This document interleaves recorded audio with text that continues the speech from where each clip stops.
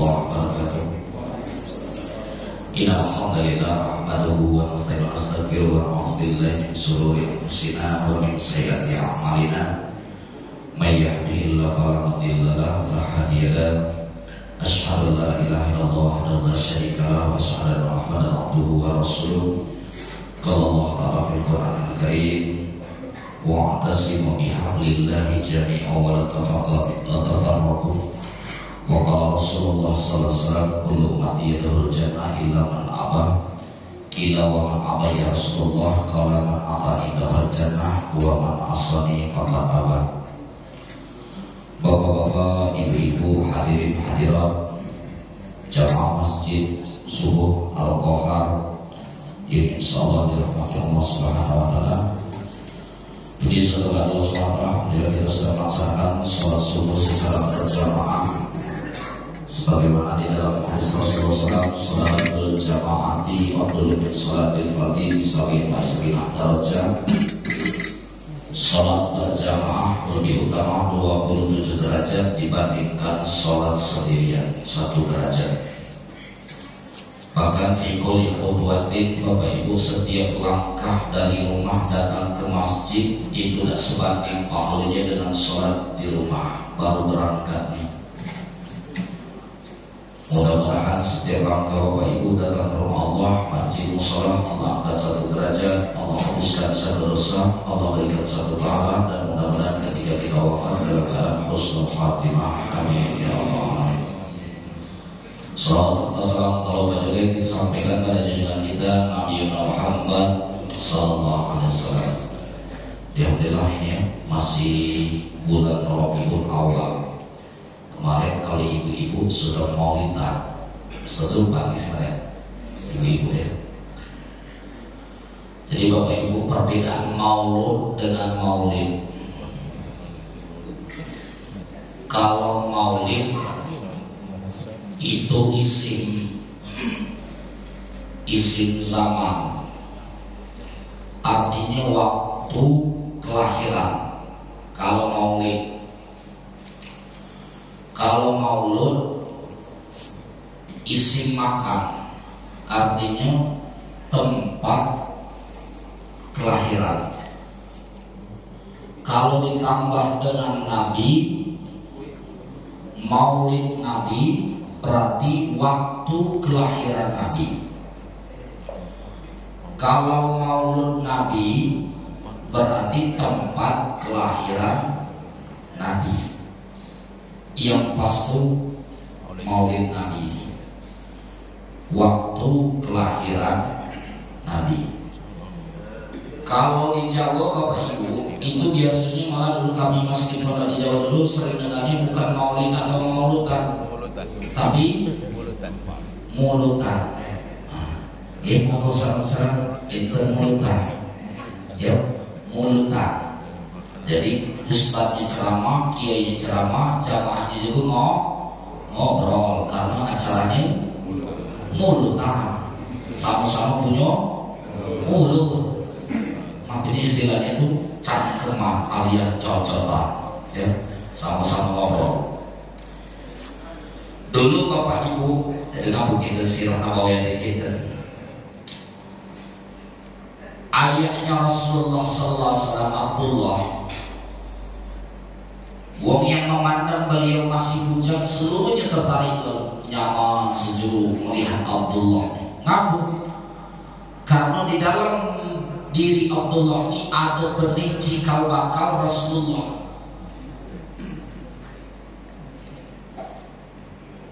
Tapi setelah ayahnya Abdullah menikah dengan Aminah, maka benih ini pun pindah ke Aminah. Wong melihat Abdullah normal seperti biasa, sekarang senang melihat Aminah, seluruhnya senang melihat Aminah. Oh, ternyata benihnya telah pindah ke Aminah.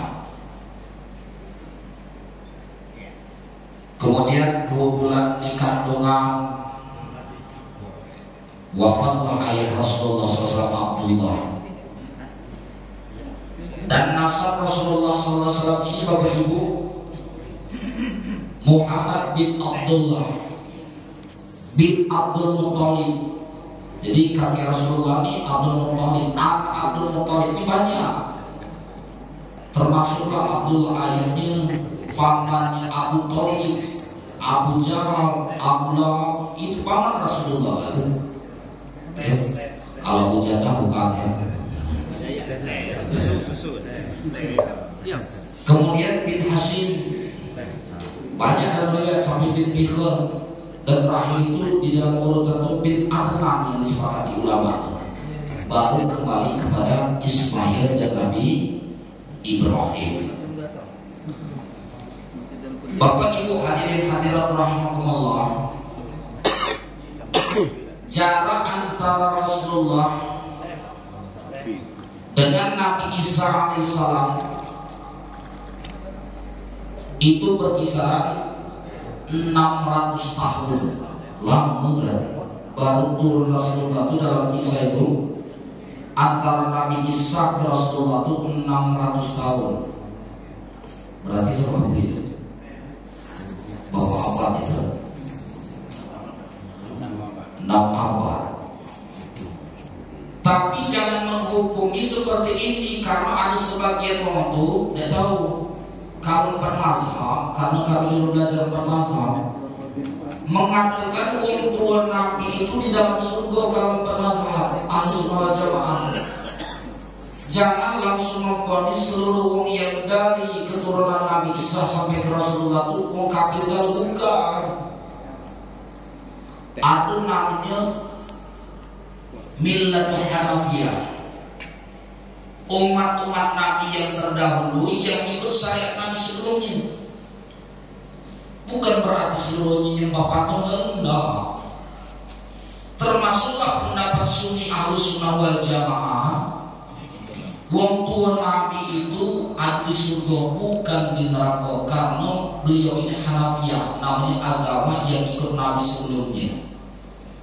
Sekarang ini ada di ustaz-ustaz ceramah, tua Nabi masuk neraka. Nanti ada pembahasan lagi. Pokoknya ceramah neraka, masuk neraka. Ya. Kemudian Bapak Ibu hadirin hadirat rahimakumullah, begitu Rasulullah SAW lahir Yaumul Isnain, hari Senin, Isna Asyara Rabiul Awal, tanggal 12 Rabiul Awal, dikenal dengan Amul Fil, tahun gajah. Karena waktu itu pasukan Abraham menyerang Ka'bah, ingin menghancurkan Ka'bah. Allah utus burung ababil, diambil batu kerikil. Dalam riwayat kalau sirah Nabawiyah, maka kerikil itu langsung dari neraka itu dihamburkan kepada pasukan Abraham. Hapuslah pasukan Abraham. Maka dikenal dengan tahun gajah. Karena dulu belum ada Hijriah. Hijriah kan waktu kita ceritakan itu, Hijriah itu terjadinya pada saat zaman sahabat Abu Musa al-Asy'ari jadi gubernur, khalifahnya Sayyidina Umar. Kemudian kebiasaan di Arab Bapak Ibu, ini biasanya ngomong Arab ini kalau bayi baru dilahirkan akan disusui dengan ngomong kampung atau Arab Badui. Arab Badui itu cuma lukunya, ya, namanya Arab Badui. Ngaku ngomong kota Rasulullah ini lahir di kota di Mekahnya yang ngapa disusui dengan ngomong kampung Arab Badui? Karena di dalam sirah keterangan itu, di kampung-kampung itu makanannya masih terjaga, pergaulannya masih terjaga. Kalau di dusun kan mau habis pisang, makan ubi, jagung, ya. Coba kalau di pasar kita keliling pas lapangan kota Bapak Ibu, dia tahu itu makanan ya, alangkah banyak. Nah dimakan gak? Mampirnya banyak penyakit itu gitu. Dia tahu kan sumbernya ya, bahan banyak kimia kan. Nah itu salah satunya. Kemudian pergaulan lagi apa? Kalau pergaulan di dusun-dusun ini tidak terlalu parah, jangan dulu. Kalau sekarang kembali di dusun lebih berisah, apalagi semenjak masuk HP kan, saat apa sinyalan lebih ngeri malah di dusun. Jangan salah. Bahkan masjid-masjid di dusun sekarang lebih sepi dibandingkan masjid di kota. Walaupun ada beberapa daerah itu masih ramai, tapi malah lamian di kota sekarang, besar dari kota. Itu alasan belum apa bayi-bayi dari kota, ya dari pasar disusukan dari wong kampung atau orang Badui.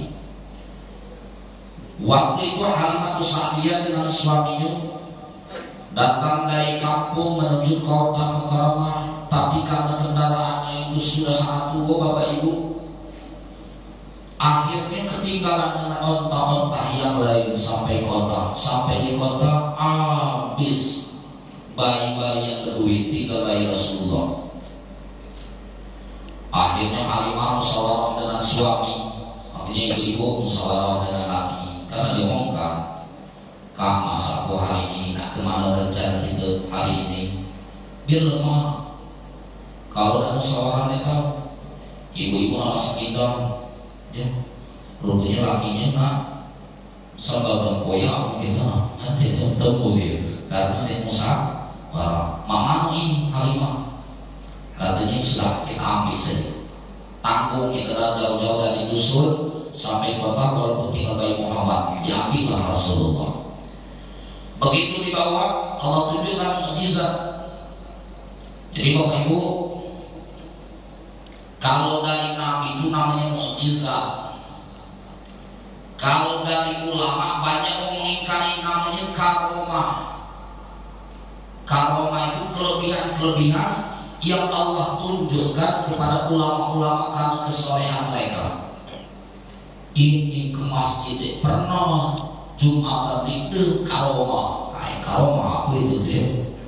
Kan banyak juga tenaga-tenaga dalam karomah. Bukan. Karomah itu karena kesolehan para ulama, wali-wali Allah, Allah juga lihat. Mungkin zaman dulu biasa itu ada kelebihan-kelebihan. Ya, ulama-ulama banyak yang mengingkari karomah, enggak, ya. Tapi memang tenaga dalam itu zaman Rasulullah tidak diajarkan. Kalau Rasulullah tidak mengajarkan tenaga dalam, waktu Rasulullah perang Uhud patah gigi Rasulullah. Seandainya pakai tenaga dalam, mainkan saja Rasulullah terbang lalu terbang itu. Cuma dia pernah Rasulullah pakai tenaga dalam sama melayang terbang mati kan, atau sekali nafas habis 1000 wong bisa. Tidak ada. Itu salah satu laqad kana lakum fi Rasulillahi uswatun hasanah. Jadi Rasulullah itu diajarkan yang itu. Ya. Tapi ulama ada karomah, ulama yang soleh yang kerja di makanannya waktunya seluruh ada kelebihan. Kita datang Pak Kiai, Syekh, minta tolong, minta doakan, betul. Bahkan banyak kelebihan mereka, ya, yang tidak ada dengan ngomong biasa namanya karomah. Kalau pada Nabi namanya mukjizat. Tapi tadi jangan peduli kalau karomah itu cuma sore, cuma ahli sholat jamaah, ahli puasa Senin Kemis, puasa Daud. Kalau sembahyang itu bukan karomah, itu dukun itu. Jangan diberikan mimpi, katanya mimpi aku bukan bertemu Nabi, itu bertemu si setan gitu ya. Jangan diberikan ya. Jadi singkat dari itu Bapak Ibu, begitu kali bayi Rasulullah diangkat dibawa, ternyata tadi berangkat paling belakang, sekarang terbalik. Onta-onta yang balik dari kota tadi kan ngebut, dibalap pisang onta Rasulullah yang ke Halimah, terbalik kan mukjizatnya. Tadi berangkat padang pasir tandus bersama, begitu bawa bayi Rasulullah balik-balik lampu hijau kan tumbuhan, itu baru bayinya Rasulullah. Maka singkat cerita Bapak Ibu, ikut Halimah setahun 2 tahun sampai khamsas sanawat, umur 5 tahun. Umur 5 tahun ikut Halimah Sa'diyah, terjadilah pembelahan atau operasi. Maka anak-anak yang belum balik itu, mereka ini melihat langsung Rasulullah itu dibedah. Makanya anak-anak belum balik itu Bapak Ibu masih suci. galak penampak dinangis. Memang tidak ada sama anak cucu-cucu itu yang belum balik masih suci. Makanya dibaca doa sebelum tidur, diusapi dulu baca doa dulu, bacakan kulhu al-falaq anas ayat kursi, diusahakan ke anak itu cucu itu biar ditutupi Allah dan nampak. Ini singkat cerita. Begitu dilihat, ini langsung laporan ke Halimah Sa'diyah. Ya Halimah, Muhammad sudah dibunuh. Halimah ini kan ibu angkat yang nyusui, ibu sepersusuan. Namanya cuma dititipi, khawatir. Begitu dicek betul, niat bekas sayatan pembedahan itu. Akhirnya dari Halimah gemetaran, diajaknya balik karena takut ini meninggal Rasulullah, dibalikannya ke Aminah. Setahun mengikut ibunya Aminah, cuma setahun. Diajak ziarah ke tempat makam ayahnya, tidak terasa balik dari perjalanan itulah wafat ayahnya, wafat ibunya. Jadi akhirnya ikut dengan kakeknya Abdul Muthalib. Kakek Abdul Muthalib ini kan termasuk Quraisy, tokoh Quraisy yang pertama yang terbesar. Ngapain mereka kan? Bapaknya Abdullah, bapaknya Muthalib, bapaknya Jahal, bapaknya saudaranya Abu Jahal, kakek ini wong ngaruh bapaknya Abdullah, bapaknya Abu Jahalnya. Tapi beliau ini bapak ibu Abdul Muthalib pemegang kunci Ka'bah, juru kunci. Kalau juru kunci Gunung Merapi dulu siapa yang meninggal? Raja kan? Mbak Marija. Ya masih ingat dengan almarhum ya.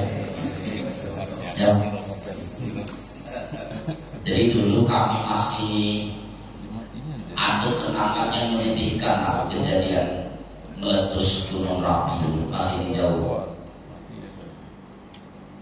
Begitu kejadian insiden Gunung Merapi itu kan habis Jumat itu. Aku sama adik Zo itu habis Jumat keluar ke negara baju putih kan itu. Jumatan baju putih, kukira Zul itu kena bercakap seperti kita kena percikan mobil banyak mercik. Dek, kotor kawan itu. Kira memang kotor kawan. Rupanya kata Zul, kakak juga kotor dari itu. Rupanya itu abu, hujan abu, kotor dari. Maka Pak Kiai kerjasama beberapa pondok pesantren di Jawa, seluruh santri diprogram, terutama daerah-daerah kita dulu di Magelang, karena Magelang itu di bawah Merapi. Merapi itu antara Magelang, Jogja, apalagi Salatiga di situ ya. Jadi di pertengahan. Yang kami sedihkan Bapak Ibu, rupanya itulah ulama nyuruh santri bergerak lalu diliburkan, disuruh bawa pakaian, bawa minuman, keliling. Karena disitulah kejiwaannya program kristenisasi. Seluruh umat Islam waktu itu mereka buatkan tenda, bahkan gereja difasilitasi umat Islam kan. Saat itu turun kalau dari gunung penuh kalau tempat minat tuh. Akhirnya tinggal di gereja.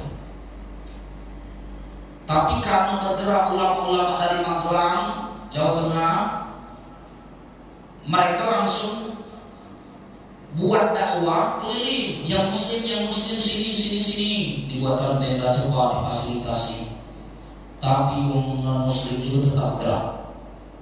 Maka mereka buat hiburan Bapak Ibu, jingkongnya dalam maksud kami, buat hiburan ordinal. Buat ordinal, kemudian buat mie gratis, setinggal masak. Cuman bukan program kita, maksudnya program non muslim. Langsung mereka mendakwakan siapa yang dalam ikut agama ini, maka akan disekolahkan, dikasih rumah, dikasih kendaraan, berebut dulu. Innalillah. Di Jawa itu nama aku kan jadi jauh-jauh itu tempat ulama. Cuman jemaah Jawa ini kan mudah nurut. Yo, kok injak kakinya baik, minta maaf, kaki jenazah tuh injak kaki kulo katanya. Padahal kaki injak, yang minta maaf. Kalau gitu cukup jalan kaki gitu. Kalau udah empang dulu kan, karena minta maaf dia nih kan. Karena ulama banyak di situ, tapi tadi mudah itu dulu sifatnya. Langsung banyak bapak ibu yang ikut itu. Nah kami itu sempat berpikir, walaupun kita dakwah berjalan terus, itu minatnya dengan mata bergerak itu di program saat itu sampai selesai Merapi itu, maksud sampai selesai pemulihan lagi baru berhenti program santri. Kami itu berpikir, nah ini dulu tuh pas di situ di lapangan, ini kekurangan bahan makanan mereka, kemana bantuan-bantuan se-Indonesia di jalan tiap-tiap ini kan bantuan golgar, donasi kemana gitu. Kok malah yang bantu itu cuma muslim. Bantuan kita dari Sumatera Barat aja kan ada gitu, bergerak lalu. Nah bagaimana maksudnya itu? Minatnya tidak dapat. Jadi santri itu bawa termos, bawa kopi juga, kopi, bawa mie gelas. Ya, kemana lah dana itu maksudnya? Kok pajak di negara? Ya, padahal awal itu banyak itu dia nyampe ratusan ribu duduknya waktu itu. Maksudnya itulah karena itu ya Allah sedih gitu ya. Kita niat baik, kamu kadang nyampe, ina langsung maksudnya. Maka Bapak Ibu hadirin Allah, singkat cerita ikut kakinya pemegang kunci Ka'bah, dibukalah Ka'bah. Begitu dibuka, Rasulullah ini umur 7 tahun 8 tahun ini duduk di emperan Ka'bah di dalam dari bukan di luar. Pamannya Abu Lahab, Abu Jahal marah. Turun. Kata kakeknya Abdul Muthalib, enggak. Hadza waladun saleh, hadza waladun mukrimah. Ini laki-laki yang mulia. Maka dibiarkan Rasulullah.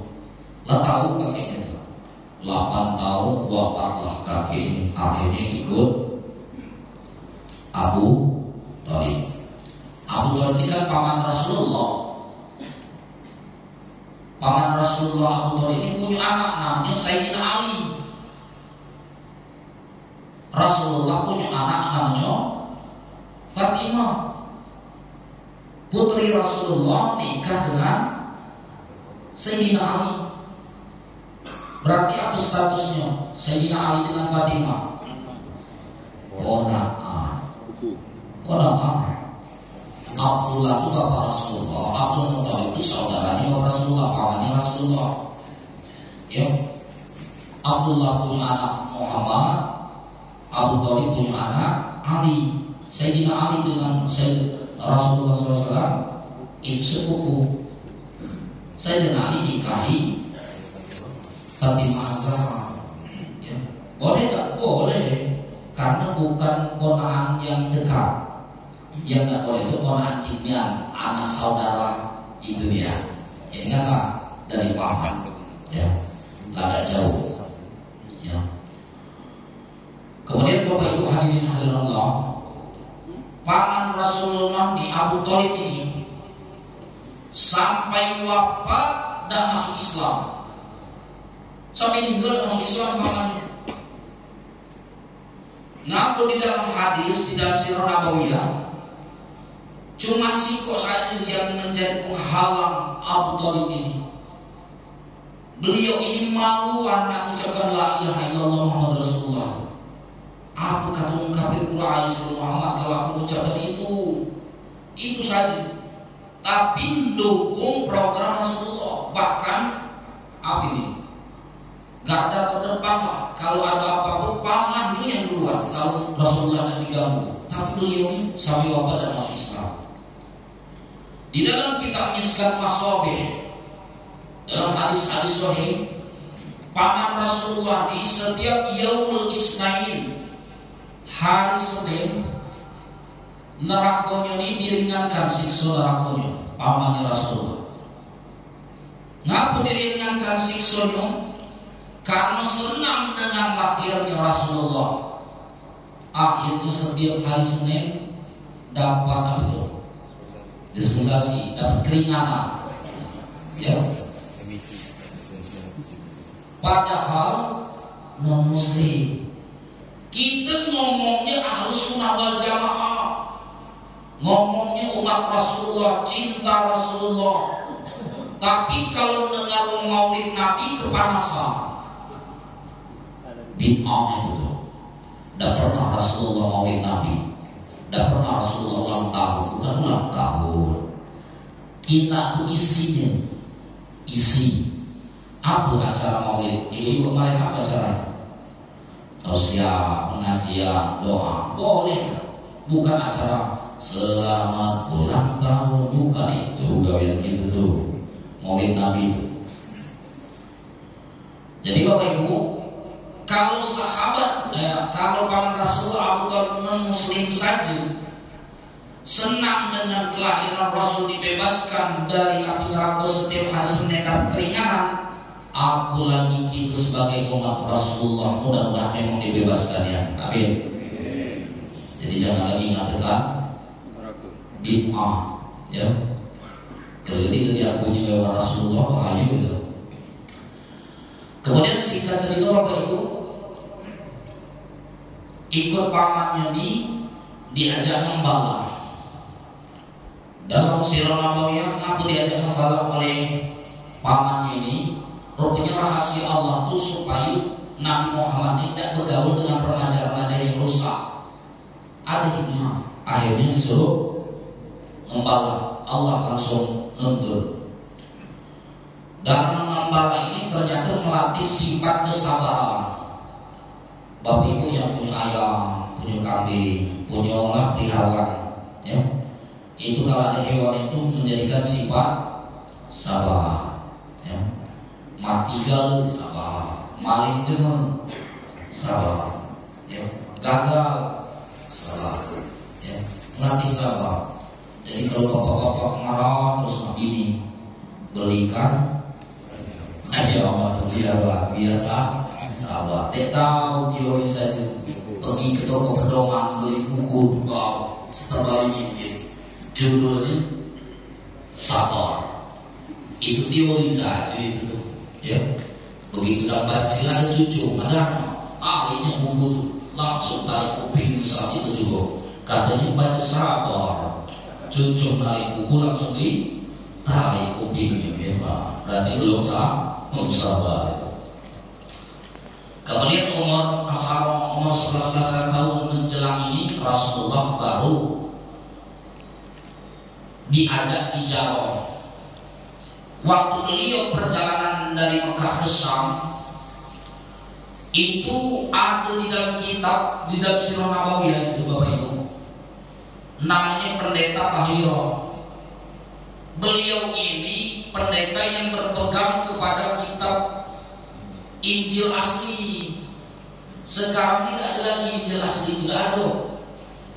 Makanya kalau Bapak Ibu dulu kan ada pernah ceramah Ustaz di Rajani mengatakan sah sembelihan para ahli kitab, ngomong pendeta-pendeta, betul, dengan catatan masih berpegang kepada Injil asli. Kalau sekarang ini diubahnya dulu gitu, ya, tidak boleh lagi gitu, tak boleh. Ya. Di dalam kitab Injil, di dalam Sirah Nabawiyah akan turun seorang khataman anbiya, nabi terakhir, duduk di bawah pohon itu. Pada hari itu, jam itu, Bahiro karena dalam kitab Injil tertera, ditunggu sama Bahiro. Begitu diri datanglah Rasulullah, duduk di situ dengan pamannya Abu Thalib. Maka Bahiro ngomong, "Man hadza, man huwa?" Siapa anak ini?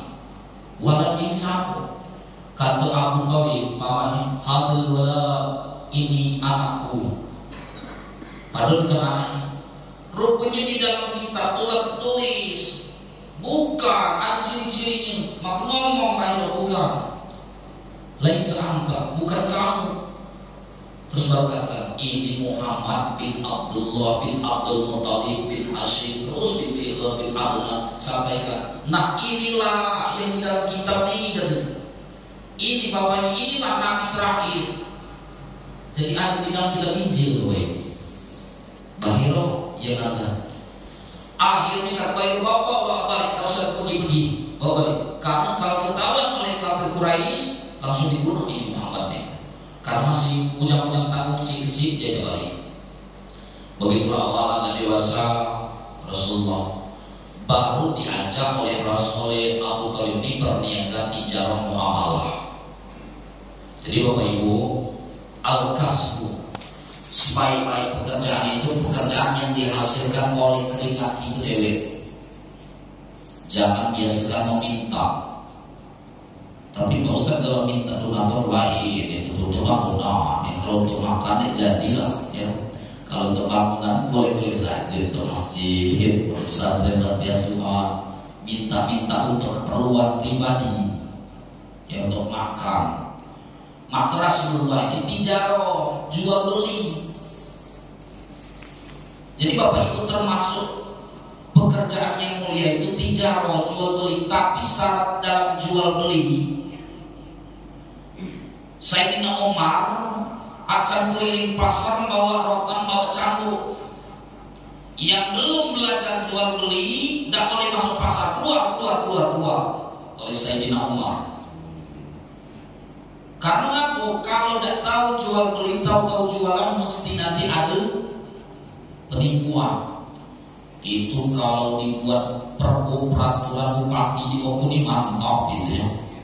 Yang nak jualan ikut kajian budaya muamalah katanya. Kalau dapat sertifikat, yang belum dapat sertifikat jangan jual di pasar kata Prabowo. Langsung viral se Indonesia gitu ya. Luar biasa gitu. Maka Sayyidina Umar itu akhirnya Rasulullah ini berjualan, berdagang, bawa barang-barang Khadijah Bapak Ibu. Karena tertarik lancar usaha Rasulullah ini, Khadijah ini bertanya kepada pelayan yang ikut dengan Rasulullah terus berjualan, namanya Maisarah. Maisarah ini lanang. Kalau sekarang betina nama Maisarah ya. Jadi Maisarah ini laporan ke Khadijah, untung terus Muhammad tinggal jualan. Nah, untung terus nih. Karena dia ini jujur, tidak pernah mudi. Ya. Jadi alhamdulillah berkah, tertariklah Khadijah. Akhirnya Khadijah ini bukan Khadijah langsung ngomong ke Rasulullah. Khadijah menyampaikan ke pamannya bahwasanya Khadijah gagal dengan Rasulullah, gagal nikah dengan Rasulullah. Paman Khadijah lupa namanya, menyampaikan menemukan walinya Rasulullah dari paman Rasulullah. Wali itu dari tidak dari paman. Jadi paman ketemu paman. Makanya Bapak Ibu kalau adabnya itu, kalau kita zaman sekarang ini aslinya wali ketemu wali udah ya.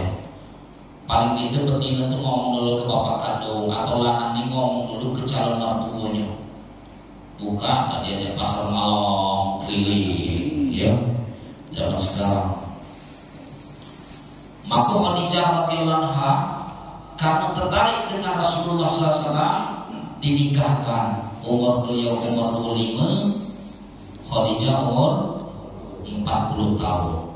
Jadi Bapak Ibu yang ada anak bujang umur 25, sunnah Rasul carikanlah janda-janda umur 40 tahun. Itu jadi bukan sunnah bini 4 ya. Jadi nikah janda-janda tua itu sunnah Rasul ya. Yang 70, 60 itu sunnah Rasul itu ya. Nanti dobi ini kami itu ini nak bini 4 sunnah Rasul betul. Tidak mau kubik bukan sunnah Rasul ini 4 tuh. Wa yajuzu lil huri an yajma'a baina hara'ira arba'ah. Itu di dalam kitab ini. Wa yajuzu diperbolehkan, bukan wa yusanu, bukan disunahkan. Kita ini galak. Sudah Rasul bini banyak. Bini si kau balik urusan. Ya, nak bini banyak ya. Tapi yang lah bini 2-3 sia-siakan saja. Cuma yang belum dulu ya, belajar dulu, jangan langsung nikah ya. Kemudian Bapak Ibu, umur 30 tahun Rasulullah SAW ini meletakkan Hajar Aswad di Ka'bah. Maka bapak-bapak, ibu-ibu yang haji, yang umrah, sunnah itu mencium Hajar Aswad. Sunnah. Tapi jangan iza, jangan zolim. Apa izanya? Di situ tuh banyak jemu bayar jasa, nawarkan diri temuin Pak. Itu kadang cuma gitu dulu, atau cuma sikro belajar bahasa gitu. Ya, nak nyewa hajar aswada, Bapak Ibu. Kalau galak sekian real, ada yang pengalaman 4 real. Ya, nanti ngejuk dia jauh gitu, dituntunnya. Jadi dikunci, ditutupinya. Jadi semua yang tersakiti harus disiputi demi dia untuk mencium hajar aswad. Sah, jangan digolikan. Kalau tercium hajar aswad, alhamdulillah.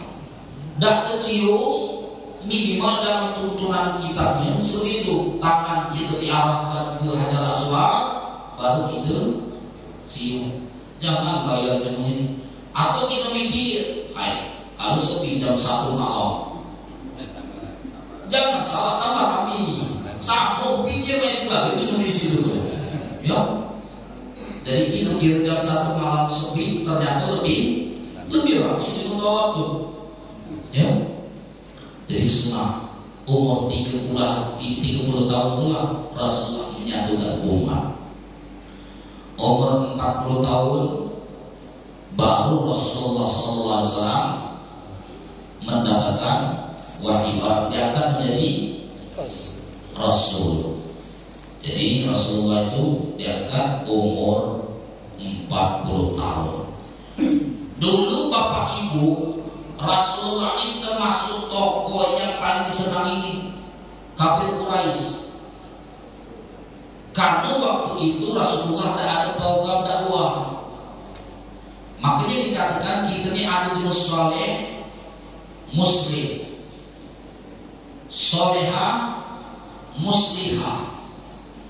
Kalau soleh itu Bapak Ibu cuma senang lalu gitu. Bapak-bapak, ibu-ibu sholat berjamaah, bantu infak sedekah, puasa Senin Kemis, nyapa cuma senang lalu cuma. Namanya soleh atau ibu-ibu solehah. Tapi kalau muslim, bukan cuma itu yang melakukan ibadah, ngajak semua pula supaya ibadah. Maka ini banyak musuh. Contoh, kawan-kawan kita dari tabligh gitu kan, kalau datang ke sini kan, keliling ke rumah kan, ngajak semua sholat ke masjid. Ada yang semua diterima. Tidak ngajak-ngajak. Kau itu galak sama sembahyang, macam-macam. Apa ini? Apa? Karena ada uang ngajak.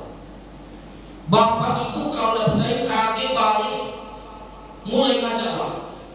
Kalau nak jadi muslim tingkatan tertinggi, begitu nak ke masjid, ketika sedang di warung, ya, warung kaji. Sekarang masjid kurang, mulai itu melotot gitu. Terus ngajak-ngajak ke masjid peti minggu lah ngajak-ngajak. Mulai ini muslim. Jadi Rasulullah dulu senang lalu karena ada dakwah. Tapi begitu dakwah terbalik, benci kali dengan Rasulullah. Jadi sunatullah, kalau para ustaz mau balik dituntut jemu, dibenci jemu, dipenjara jemu, memang sunatullah. Justru kalau ustaz disenangi jemu, malah tadi itu mesti ada juga dia senang dengan beliau. Ngapa? Karena lurus. Tapi kalau ustaz ikut alam, ya, ikut amal, ya. Jadi ini kesini yang penting kan dia baca lemah itu, lancar maksudnya. Enggak, kalau bapak baca di bawah, ya, cuma penyampaian jangan ekstrim saja. Kita baca menyampaikan dengan hikmah tapi lurus, ya. Jangan ikut arus. Maka Rasulullah ini mulai dibenci karena sudah ngajak. Dan Bapak Ibu, bedanya dakwah dengan ngajar itu beda. Kalau dakwah dah harus keluar ilmu, arti dakwah itu mengajak. Ngajak dia perlu berdalil. Kita sholat, dia perlu nanya, mana dalil sholat? Perlu. Bapur pun sholat, perlu. Namanya ngajak dakwah. Ya. Wa man ahsanu qawlan mimman da'a ilallah. Dan tidak ada perkataan yang lebih baik kecuali mengajak da'a ilallah, ngajak taat kepada Allah, ngajak anak, ngajak bini, ngajak ponakan, ajaki. Jangan kita ke masjid, anak di rumah sembahyang subuh. Kita sholat isya di sini sampai subuh. Anak bini di rumah sembahyang. Terserah ya. Pokoknya aku gitu. Dia bacanya itu. Ya. Jadi karena orang kafir Quraisy tidak senang dengan Rasulullah, dikejar Rasulullah, cari-cari Muhammad, sembunyilah di dalam gua, tapi lu bukan gua bukan. Begitu sembunyi di gua, di dalam Sirah Nabawiyah, kafir Quraisy ini banyak dukun-dukun, sihir-sihir, bahkan ahli tapak kaki. Kalau ketemu tapak kaki dapat tulang, dapat memang di dalam Sirah Nabawiyah. Termasuk Rasulullah dicari lewat tapak kaki. Dapat sama mereka sejauh itu perjalanan ke gunung-gunung. Dapat dengan ilmu mereka pakai tapak kaki. Sembunyi di gua. Karena gua ini kecil, di dalam mereka itu bukan sebesar gua putri. Gua kecil, bukit-bukit biasa. Kinaanlah kaki dari bawah nih. Jadi kinaan kaki. Akhirnya Abu Bakar dalam riwayat itu ketakutan. Kata Rasulullah, ya Abu Bakar, la tahzan, innallaha ma'ana. Wahai Abu Bakar, tidak sesedih Abu Bakar, innallaha ma'ana. Allah itu bersama kita. Ya. Secepat itu akhirnya apa ini? Laba-laba muat sarangnya. Langsung laba-laba.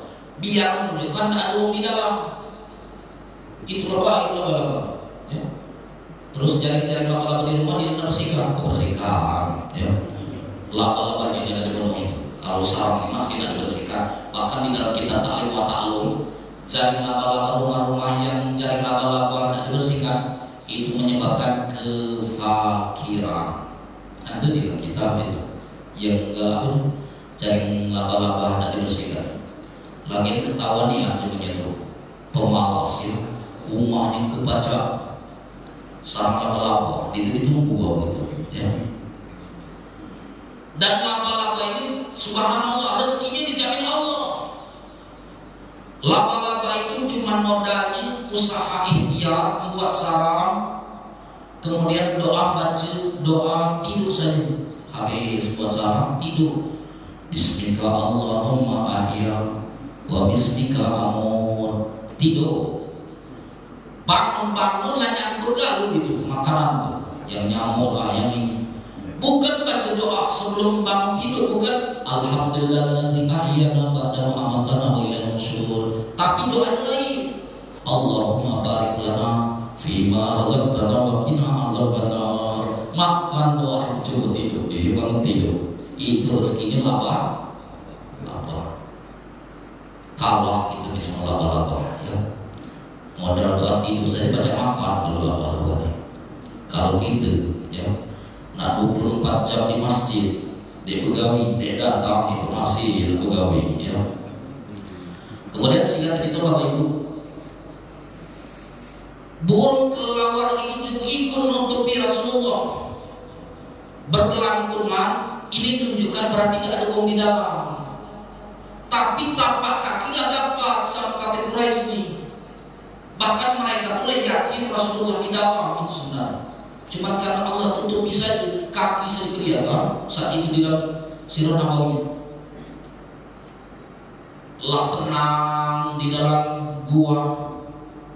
Ada yang kurang ajar, namanya jejak. Jejak ya. Nyari masalah terus jejak. Berbunyi. Jadi kalau jejak berbunyi itu menunjukkan ada di dalam. Makanya tim Ruqyah Ustaz Faizal itu, Ustaz itu kan Ruqyah Sar itu Ustaz Faizal yang berada di TV. Itu cecak itu yang dianjurkannya kata beliau. Ngaku sihir santet itu pacak yang diutus lewat cecak. maka dia habisin cicak-cicak di rumah tuh. Ya. Karena ada ada kenangan tidak bagus dengan cicak. Waktu Rasulullah sembunyi, cicaknya nak menunjukkan Rasulullah di situ. Itu satu. Yang kedua, dalam riwayat itu Nabi Ibrahim lagi dibakar, api lagi besar, datang burung ngambil badan itu bakar, biar padam, awet ke padam. Namanya badan dari burung mana baca, tapi bagus nih. Cecak enggak, ditiupnya, biar tambah besar apinya. Cecak ya. Jadi ditiupnya biar tambah besar. Tapi makna juga cecak itu tetap cinta Allah, bahkan rezekinya pun dijamin Allah. Makanya dinyanyikan juga cicak-cicak di dinding, diam-diam merayap. Diam saja, merayap saja di dinding cicak. Datang, bukan dia kejar, datang seekor nyamuk. Datang, cicak dia rezeki bisa dijamin Allah. Maka kita ini selalu rezeki. Berarti ada kesalahan dalam kita kalau susahnya. Mungkin ada dosa-dosa kita dulu, atau justru ingin Allah mengangkat derajat kita di surga. Amin. Bapak Ibu pernah dengar hadis ini dalam kitab. Abdurrahman bin Auf itu sahabat yang termasuk paling berduit sama Rasulullah. Maka kata Rasulullah, jarak antara orang miskin dan orang kaya itu masuk surga 500 tahun duluan. Cuma miskin, Allah. Ya. Karena wong yang berduit itu akan dihisab. Hisabnya panjang. Yang tanya juga dengan seluruh barang kita di rumah ditanya juga, dapat dari mana, digunakan untuk apa? Itu namanya hisab. Karena ada seorang pemuda, ada yang kita ceritakan, kalau galak dikubur nanti diinjak separuh dari kerajaan harta raja. Ada jenis kok galak, begitu ditanam, rupanya ini tukang kampak, tukang nebang pohon. Akhirnya lah dapat separuh kerajaan.